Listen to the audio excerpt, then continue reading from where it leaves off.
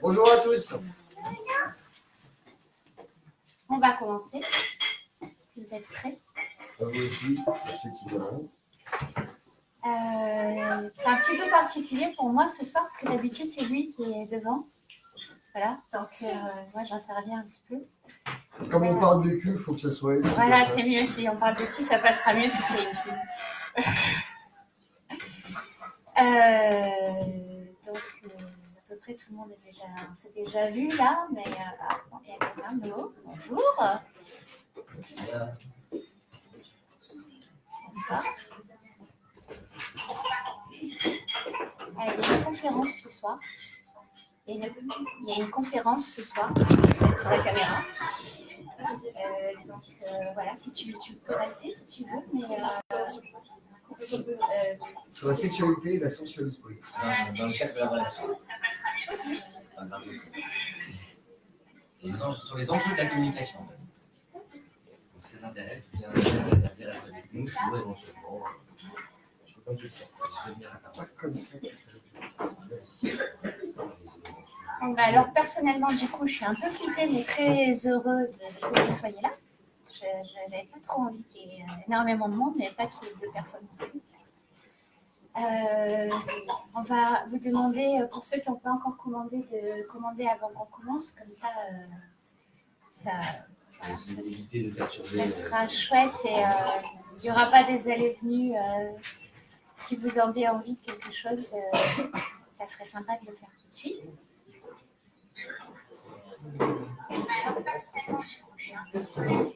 Bien. C'est un peu long là. Je reviens après, commence. Donc voilà, Georges et Virginie, pour ceux qui ne connaissent pas ou pour faire un retour, en fait, on est tous les 2 thérapeutes de la relation. Donc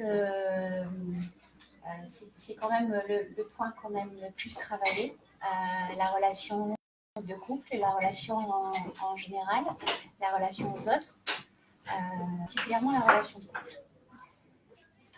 Pour ça, on se pose. Bonjour.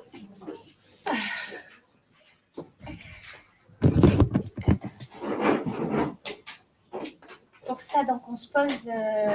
Georges a une approche plus sur de la clairvoyance dans ses séances et moi plus sur le corps, sur le passage par le corps. Mais tous les deux, on travaille sur un mode de fonctionnement qui est ce qu'on appelle de la thérapie corps-esprit ou psychocorporelle, c'est-à-dire comment on fait fonctionner les deux en même temps, comment on va travailler dans l'esprit et ensuite l'ancrer dans le corps.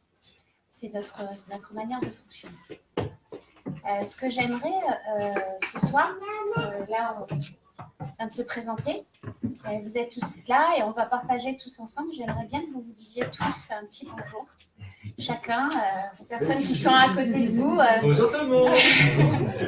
Je veux toujours le faire et j'oublie toujours ce truc-là. C'est intéressant.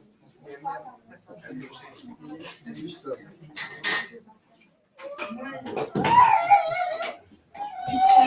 Puisqu'on souhaite que ça soit interactif, au moment où vous allez intervenir, vous êtes tous ensemble là et finalement les questions qui vont être posées, les retours qui vont être donnés concernent tout le monde. Ça nous parle forcément maintenant ou ça nous a parlé à un moment de notre vie, donc c'est intéressant. Voilà, qu'on soit proches aussi les uns des autres pour resserrer un petit peu le groupe. Donc cette conférence s'appelle La relation, séduction et manipulation, les enjeux de la communication. Depuis maintenant plusieurs années qu'on exerce, on s'est rendu compte que tout est posé sur la communication et parfois on a tendance à confondre la sexualité et la sensualité. Pour moi, la sexualité, c'est la manière dont on va rentrer en contact. C'est pas qu'on les voit. C'est la manière dont on va rentrer en contact de manière sexuelle, c'est-à-dire avec notre sexe, avec une autre personne. Et ça, tout le monde sait faire, plus ou moins. En tout cas, on a tous plus ou moins expérimenté ce truc-là dans notre vie.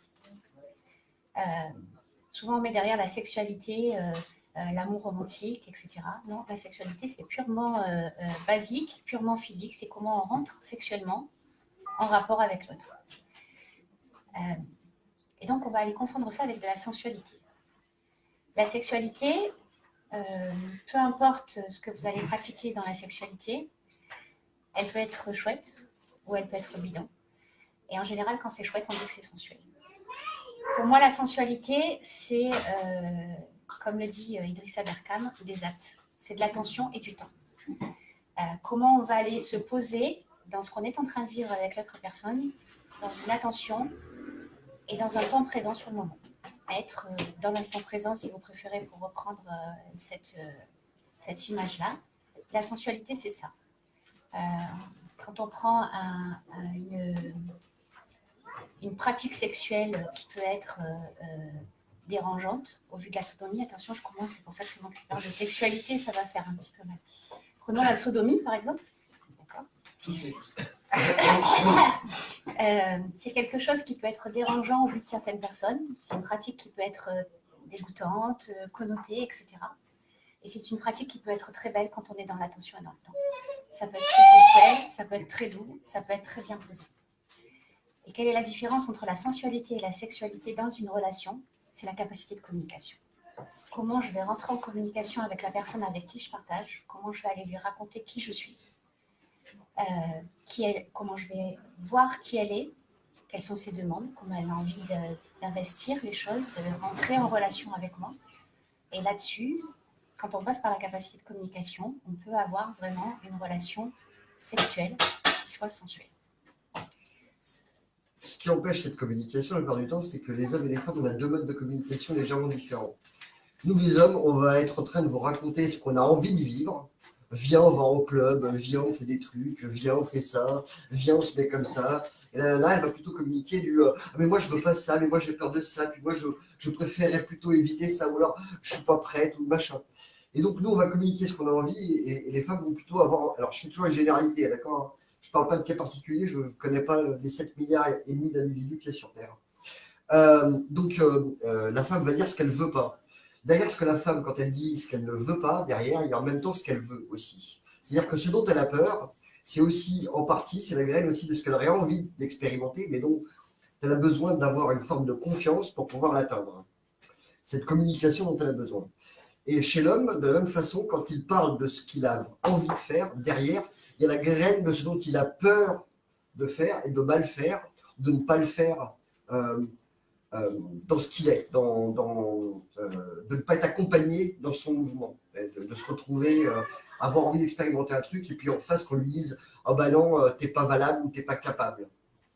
Et quand on regarde ce qu'on appelle la communication, quand on fait de la thérapie de groupe ou de couple, ce à quoi on est confronté la plupart du temps, justement, c'est à cette incapacité que l'homme a, au lieu de dire c'est ça que je veux, d'accepter en même temps que je le veux et en même temps que j'en ai peur. Et chez la femme, de dire j'en ai peur et je le veux aussi, je voudrais aussi. Si c'est bien fait, si c'est bien dit, si on arrive à communiquer, si on arrive à s'entendre. Et la plupart du temps, on reste campé sur l'opposition. L'homme pense qu'il est plus fort que tout et ne veut pas regarder là où il a peur. Et donc, il va essayer de casser les murs pour obtenir la satisfaction de son plaisir ou désir. Et plus il va forcer les choses, plus il va ramener la femme dans son féminin, et plus dans un équilibre féminin et masculin, et plus elle va se rétracter sur elle-même, et plus elle va dire non. Et ce qui fait que dans le début d'une relation, on peut avoir quelque chose qui fait que c'est vachement bien, on s'éclate au pieu, et puis au bout de 3-4 mois, ça commence à s'effondrer, et puis ensuite après ça dégringole petit à petit, jusqu'à arriver à un stade où finalement c'est papa-maman en missionnaire, avec quelques petits pics dans la relation où il y a un petit écart parce qu'on a bu ce soir-là, ou parce qu'on a été une soirée, mais c'est rarement la folie. On a fait un sondage, il y a eu 300 réponses, on attendait 1000 pour avoir des stats un peu plus cosy, quoi, un truc à raconter. On peut vous extrapoler un petit peu les réponses qu'on a eues sur le sondage. Mais sur le sondage, on a 30% des hommes qui ont répondu et 70% des femmes. Alors on s'est dit, waouh, les femmes sont quand même vachement la sexualité, pour elles, c'est quand même vachement important. Ce qui est important pour les femmes, c'est plus la communication. Et là, le fait que le sondage soit anonyme, elles peuvent se permettre de parler. Alors que l'homme a vraiment une difficulté à dire où il a peur, comme il disait auparavant. Donc, même sous couvert d'anonymat, dans le sondage, on se rend compte que finalement, il y a une véritable difficulté à dire « je ne suis pas au point, j'y arrive pas, je ne sais pas faire, etc. » La femme va poser ce qu'elle demande, ce qu'elle veut. Dans le sondage, on le voit très bien, ce qu'elle aimerait vivre. Et l'homme, lui, on se rend compte en retour qu'il a une problématique pour dire ce qu'il n'est pas capable de faire. C'est assez posé comme ça. La suite. C'est toi qui as trié des trucs. Ah oui, d'accord. Dans le sondage, on voit qu'il y a assez peu d'hommes qui ont répondu au sondage, 30% et 70% de femmes. Donc on voit bien que l'homme est bien plus enclin finalement à l'action plutôt qu'à l'introspection. Et donc on voit à quel point finalement les femmes sont intéressées par le fait de rencontrer un partenaire de vie, un partenaire sexuel pour échanger des choses. Et dans les réponses qu'on a, on voit bien qu'il y a quelque chose d'émotionnel qui a envie d'être exprimé. Et dans les réponses qu'on a, on voit bien que chez les hommes, par exemple, il y a quelque chose vraiment du passage à l'acte qui doit être fait. Il y a fait un truc que je voulais dire, là, que je voulais extrapoler. On en parlera plus tard, ça va. Voilà, ça va. Ouais, donc ce sondage, au passage aussi, ceux qui n'ont pas rempli, et si vous avez envie de le remplir, donc il est anonyme, il est sur l'ordi, à la fin de la conf, si vous avez envie de faire un tour dessus et d'aller le remplir, nous, ça nous fait toujours des stats de plus. Si vous avez envie de le partager aussi. Ça fait toujours un peu plus de femmes encore. Oui. Si vous avez envie de le partager aussi, parce que c'est bien 300 personnes, mais au plus on a de matière, au plus on peut tirer des conclusions qui sont plus justes en fonction du nombre de personnes qui vont répondre. J'ai une question par rapport au sondage. J'ai essayé de le remplir, donc j'ai rempli, ça passait une page, 2 pages, et direct c'était 9. Ouais. Parce que Tammy, toi, tu n'as jamais pratiqué de sexualité tarifée, donc tu as D'accord. passé à la page 9. Ah bah oui, d'accord, ouais. Oui, ce qui est normal. Oui, parce que. Oui, c'était un peu. Moi j'étais là, oh bah mince. Oui, c'est trop court. Ouais, alors, J'aurais voulu donner plus pour ceux qui n'ont pas répondu sur le sexe tarifé, ils se retrouvaient avec un sondage qui était vraiment très très court. Et si tu veux, on essayait de regarder un petit peu comment les hommes et les femmes pratiquaient ce qu'on appelle la sexualité, c'est-à-dire quand elle n'est pas tarifée avec son conjoint ou quand on a envie de faire l'amour, quand elle est tarifée, qui va répondre à ça? Est-ce que c'est les hommes? Est-ce que c'est les femmes? Est-ce qu'on se sent plus à l'aise avec une personne qu'on ne connaît pas ou avec la personne avec qui on est? Est-ce que les pratiques sont différentes? Voilà. Est-ce qu'il y a des vendeurs chez les hommes? Est-ce que c'est que les femmes qui vendent leur corps? Ce genre de stats. Avec 300 personnes, si tu veux, on n'a pas assez de matière pour la jouer, surtout parce qu'il y a très peu d'hommes qui ont répondu. Donc évidemment, on se retrouve avec deux mecs qui disent avoir pratiqué la sexualité tarifée en tant que vendeurs et pas en tant qu'acheteurs. Sinon, le reste, tu as des nanas qui ont répondu vendeurs et tous les mecs ont répondu, tous ceux qui ont acheteurs. Donc les gens, ça permet d'avoir quelques lignes comme ça. Est-ce qu'on fait une différence finalement dans notre misère sexuelle? Est-ce qu'on fait une différence entre vouloir rencontrer quelqu'un pour qu'on s'occupe de nous et rencontrer quelqu'un pour qu'on s'occupe de nous, mais en ayant payé un resto, plutôt que d'aller payer un massage? Est-ce qu'on fait réellement une différence là-dessus? Pour moi, évidemment, j'en fais une, hein, mais elle est quand même assez minime. C'est-à-dire que au moins, quand tu vas payer, Virginie, par exemple, fait beaucoup de massages. Quand les mecs appellent pour un massage, évidemment, il y en a plein qui disent c'est sexuel. Alors non, c'est sensuel. C'est un massage dans lequel on va apprendre à l'autre à ressentir son corps et non pas à passer à l'action. Et c'est pour ça qu'il y a beaucoup de mecs qui sont frustrés, parce que, et heureusement, parce que c'est ça le but, justement, c'est de les frustrer. L'homme a besoin d'apprendre à ralentir pour donner l'occasion à la femme de se mettre en mouvement, qu'elle puisse récupérer sa puissance. Et puis pour se donner l'occasion de se connaître aussi, parce que les hommes ont très peur de leurs émotions, beaucoup plus que nous. Et le fait de ralentir les force à rentrer à l'intérieur et d'aller voir vraiment ce qui se passe, quoi. Quelles sont les émotions qui se passent à l'intérieur.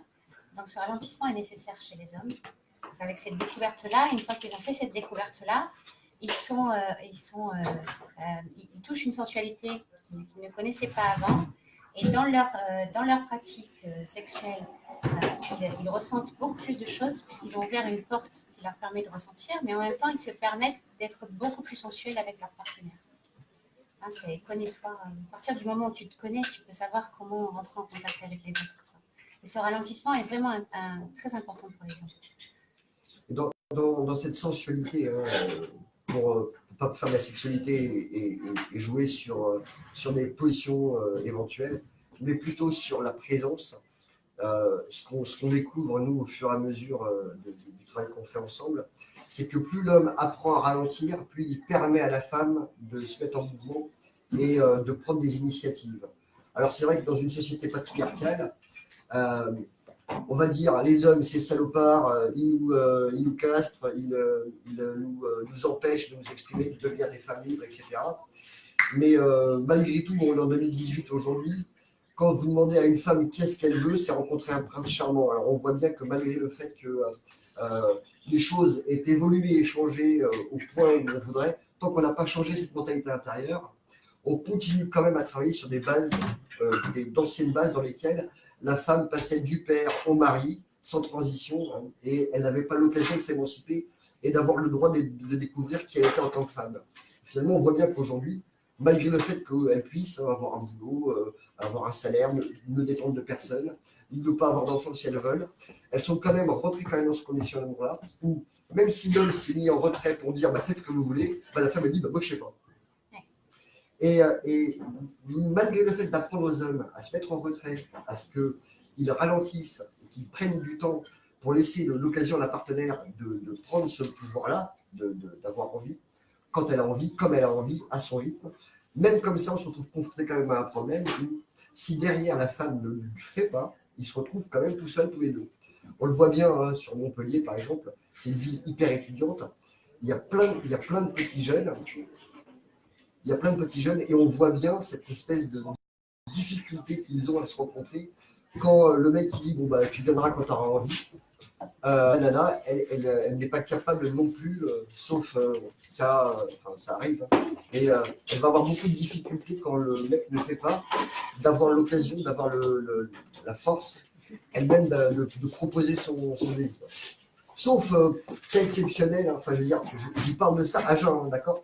Doué, tout le monde le fait. Hein, c'est comme ça d'ailleurs que ça marche. Parce que si on n'utilise pas un lubrifiant social, si on n'utilise pas un lubrifiant social, finalement, on voit bien qu'en pleine journée, c'est difficile.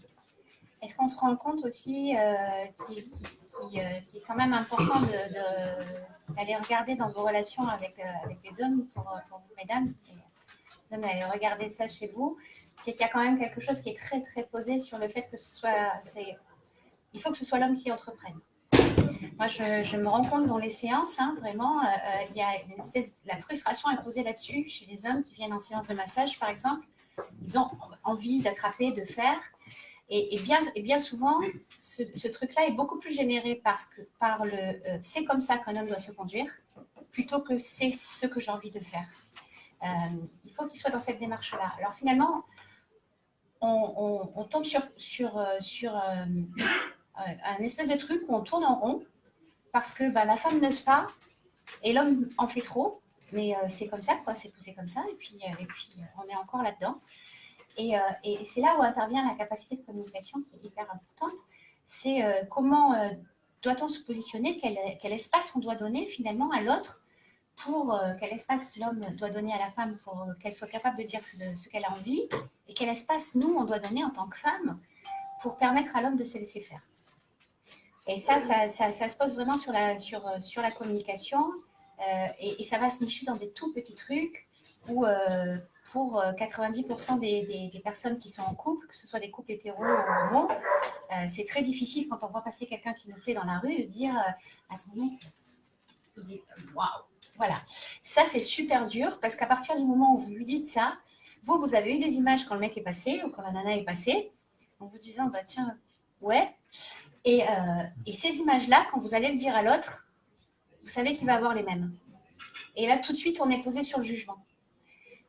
Et comment il va me juger, comment il va réagir par rapport à ça. Et donc, on coupe la communication et on ne donne pas son désir à l'autre. C'est pas mal ce qui est passé là tout à l'heure. Tu l'as raté.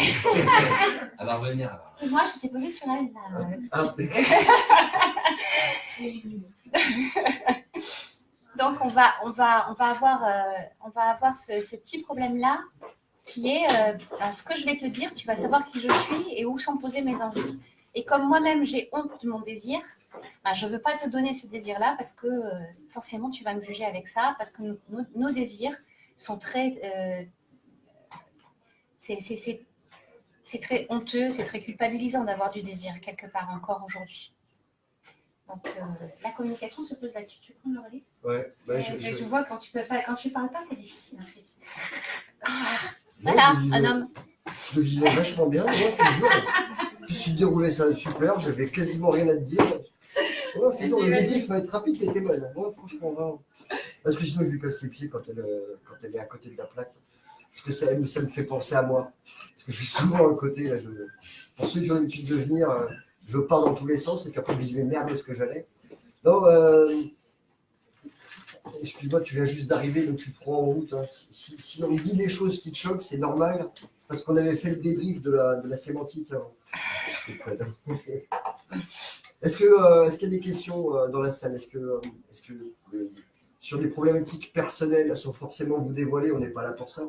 Voilà, les psychanalyses de groupe, c'est tous les 2 mois, et sinon l'individuel, on vous filera le numéro. Mais sans dévoiler une problématique profonde, mais un questionnement auquel, déjà, peut-être ce qu'on vient de dire a peut-être répondu à 2-3 trucs. Ou un retour. Quelle est votre opinion? Quelle différence vous faites entre la sexualité et la sensualité? De quelle manière vous voyez ça? Tu vas les perdre, ça y est, ils vont nous parler de nous. Et moi, je voudrais qu'ils me parlent d'eux. Non, mais ils vont parler d'eux. Oui, mais je sais. Oui.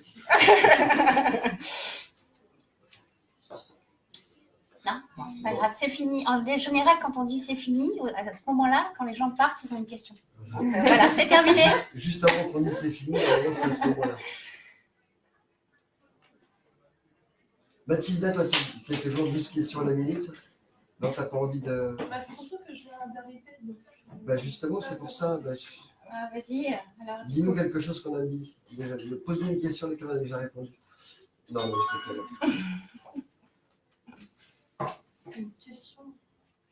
Je vais revenir un peu sur ce que tu as dit concernant le fait que l'homme entreprend beaucoup plus et se sent une charge sociale, un peu un devoir d'entreprendre l'acte sexuel.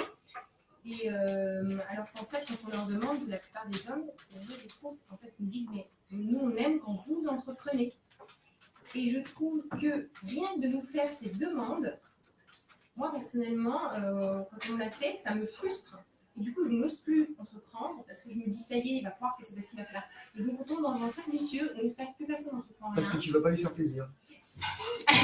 Non, mais parce que ça met devant un truc où si je fais une connerie, il va me dire, ouais, voilà, je t'avais dit de faire, mais finalement, non. Mais finalement, tu sais pas faire. Laisse tomber, je vais le faire à ta place. Pareil. Ouais, ou ça casse un peu la spontanéité.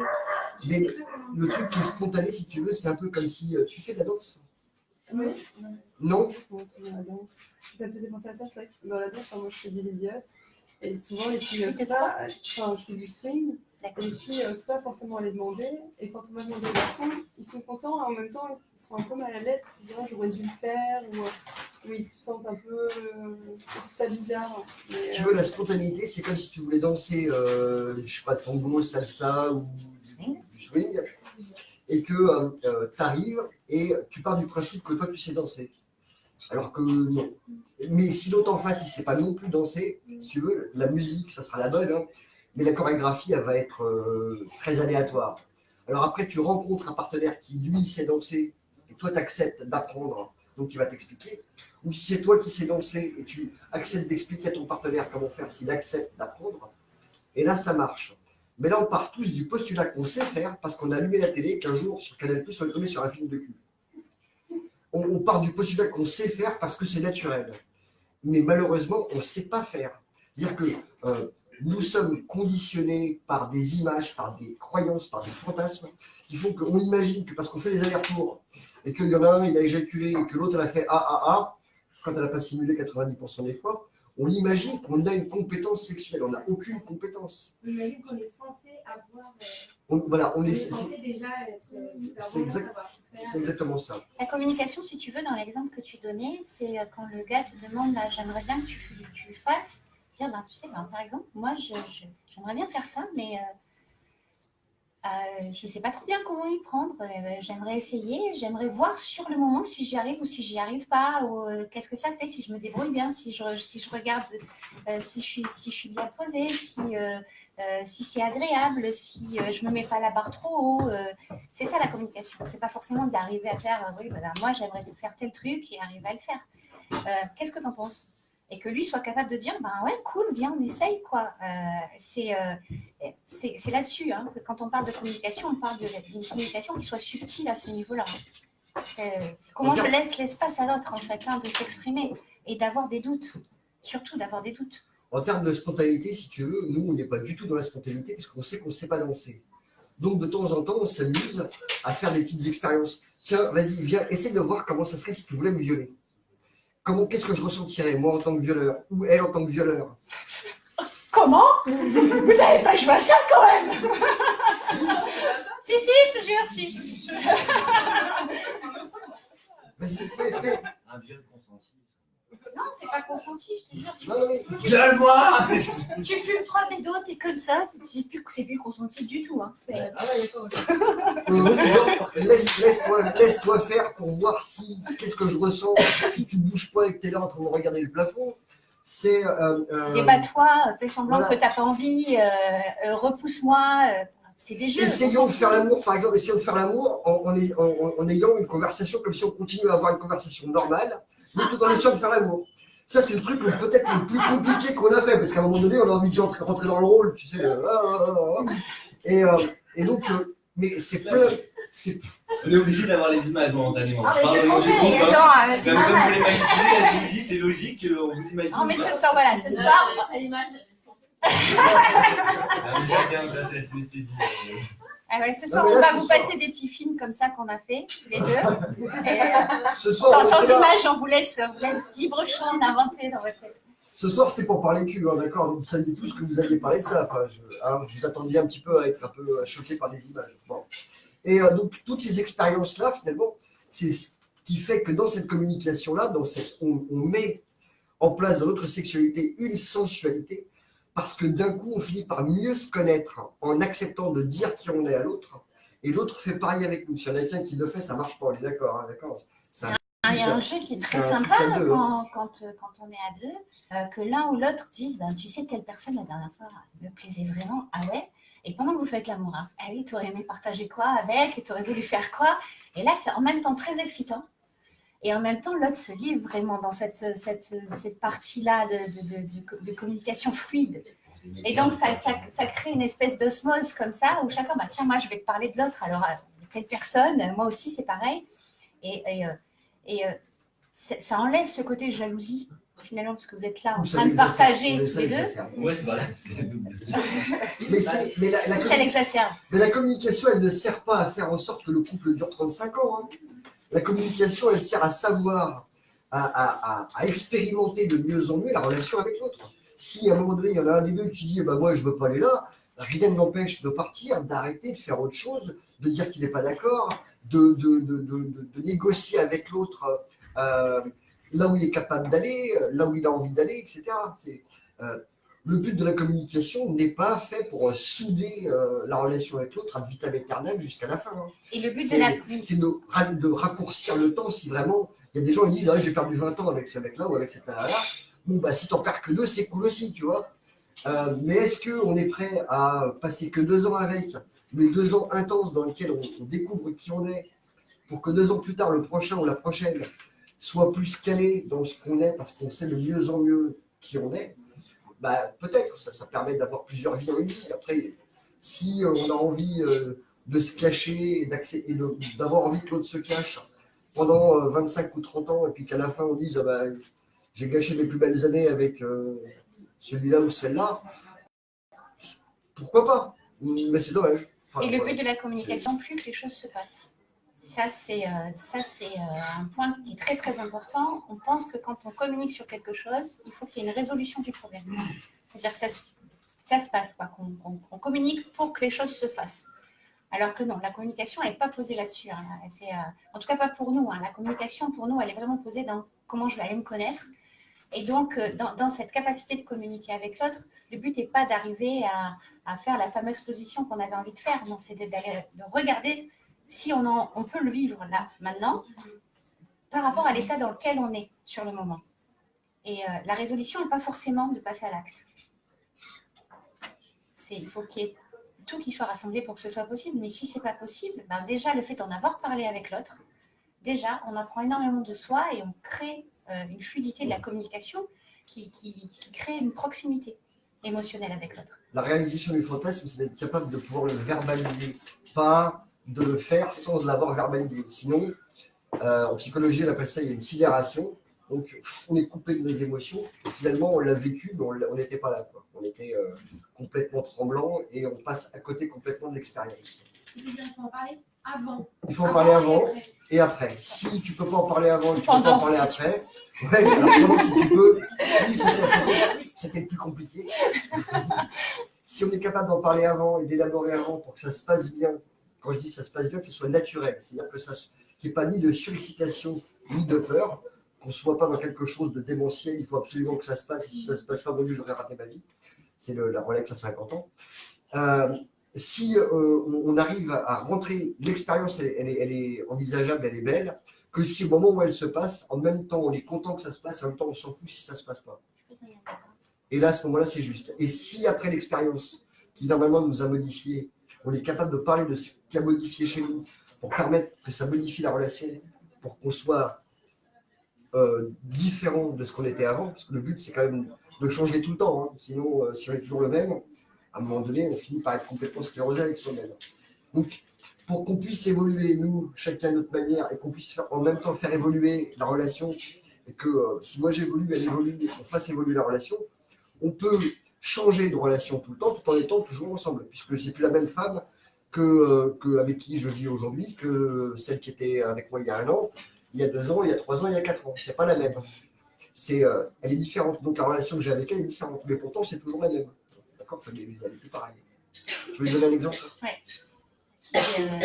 Si ça choque et que ça te surprend, je vais essayer d'y aller tranquille. D'accord ? Ok, ça marche. C'est l'exemple, je trouve, qui est le plus probant pour comprendre ce genre de truc. On n'a pas besoin de passer à l'acte immédiatement. C'est la nana qui a envie de coucher avec 2 hommes. Donc, elle a la personne avec qui elle partage. Oui, monsieur, bon, vous avez envie de ça. Et déjà, donc, il y a la capacité de le dire, hein, de dire à son partenaire. Le fait de l'élaborer, le fait d'en parler avec son partenaire, on va aller se rendre compte des craintes que l'on a.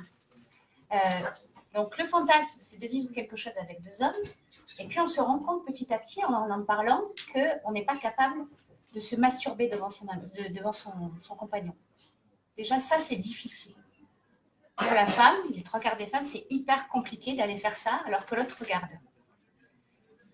Évidemment qu'à l'intérieur, ça crée la peur de si un autre gars qui vient partager avec moi, j'arrive déjà pas à jouir toute seule devant lui, alors jouir avec un autre devant lui, ça va être compliqué.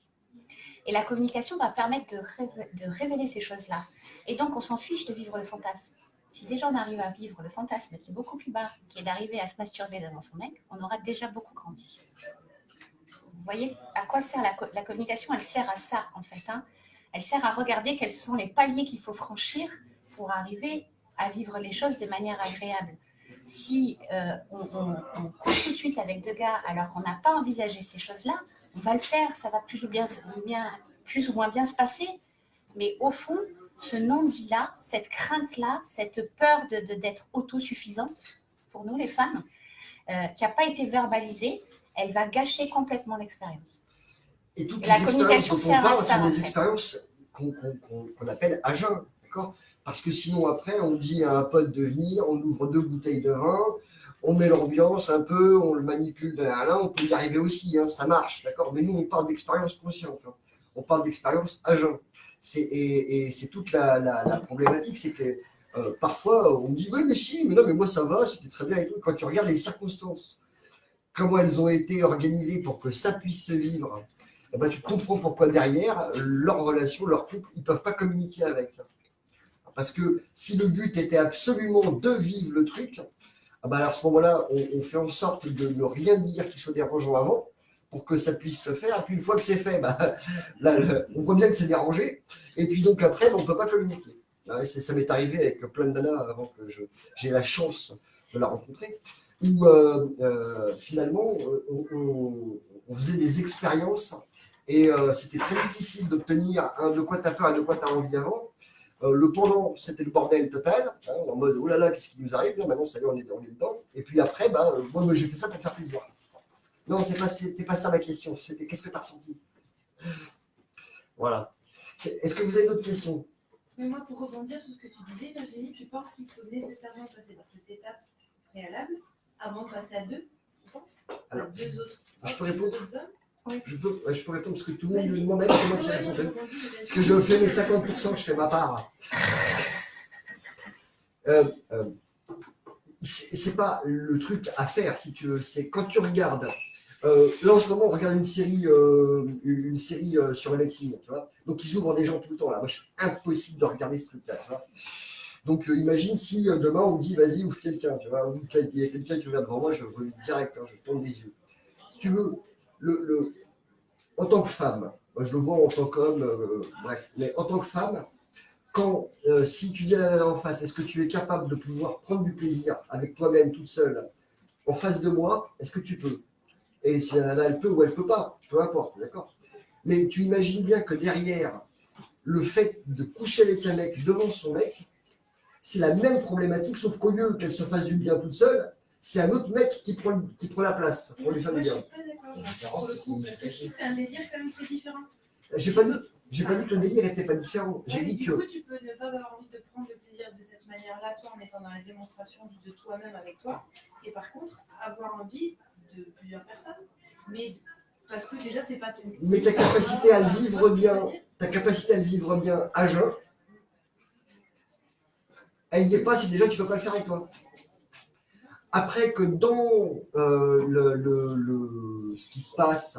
Si tu veux, pour sortir de la sexualité, c'est un petit peu pareil que dans le polyamour. Nous, c'est des choses, on aime bien expérimenter plein de trucs, là, comme ça. Et quand je suis rentrée, moi, dans le polyamour, j'étais OK pour ouvrir ce truc-là. Et c'est chouette, j'ai envie de partager avec d'autres personnes, il a envie de partager avec d'autres personnes. Donc, on est OK sur ce truc-là, on va partager chacun. Et comme je suis OK avec ça, ben, ça va bien se passer. Et puis, il est arrivé des personnes dans notre vie avec qui ça s'est bien passé, d'autres avec qui ça s'est moins bien passé. Et je me suis rendu compte, par exemple, qu'avec certaines personnes, j'étais très jalouse. Et au lieu de regarder à quel point j'étais jalouse, je me suis dit, bah non, tu as envie de vivre le truc. Tu ne dois pas être jalouse, t'es OK. C'est un peu pareil. Tu vois, Tu as identifié pourquoi tu étais jalouse avec certaines personnes. Oui.